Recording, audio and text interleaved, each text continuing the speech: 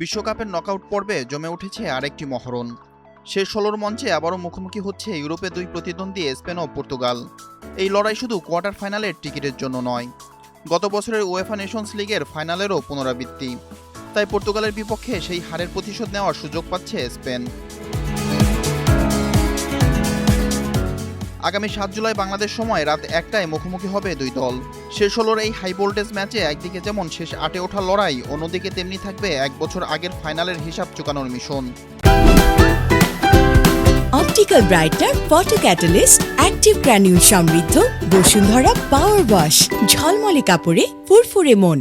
গত বছরের ৮ জুন জার্মানির অ্যালিয়ান্স অ্যারেনায় অনুষ্ঠিত উয়েফা নেশনস লিগের ফাইনালে নির্ধারিত ও অতিরিক্ত সময়ে ২-২ গোলে সমতায় শেষ হয়েছিল ম্যাচ। পরে পেনাল্টি শুট আউটে ৫-৪ ব্যবধানে জিতে শিরোপা ঘরে তোলে ক্রিস্টিয়ানো রোনালদোর পর্তুগাল। সেই পরাজয়ের ক্ষত এখনও ভুলতে পারেনি স্পেন। স্পেন পর্তুগাল দ্বৈরথ ইউরোপিয়ান ফুটবলের অন্যতম পুরনো ও আকর্ষণীয় লড়াই। দুই প্রতিবেশী দেশের এই প্রতিদ্বন্দ্বিতায় এখন পর্যন্ত ৪১ বার মুখোমুখি হয়েছে তারা। এর মধ্যে ১৮টি ম্যাচ জিতেছে স্পেন, পর্তুগালের জয় ৭টি, আর ১৬টি ম্যাচে কোনো দলই জয় পায়নি। তবে সাম্প্রতিক সময়ে দুই দলের লড়াইয়ে ব্যবধান গড়ে দেওয়া সহজ হয়নি কারো জন্য। বিশ্বকাপে স্পেন পর্তুগাল লড়াইয়ের ইতিহাসও বেশ পুরনো। প্রথমবার বিশ্বমঞ্চে মুখোমুখি হয়েছিল ১৯৩৪ সালে। এরপর বিভিন্ন সময়ে ৬ বার দেখা হয়েছে দুই দলের।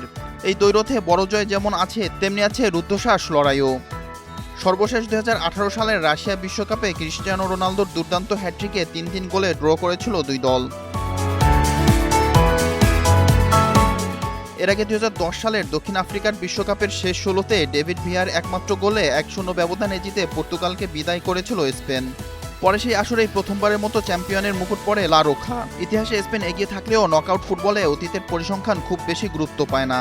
নেশনস লিগের ফাইনালের স্মৃতি, প্রতিশোধের প্রেরণা আর কোয়ার্টার ফাইনালে ওঠার লড়াই সব মিলিয়ে বিশ্বকাপের শেষ ১৬র সবচেয়ে আকর্ষণীয় ম্যাচগুলোর একটি হতে যাচ্ছে স্পেন পর্তুগাল মহরণ। বিপ্লব শেখ, এনটিভি অনলাইন।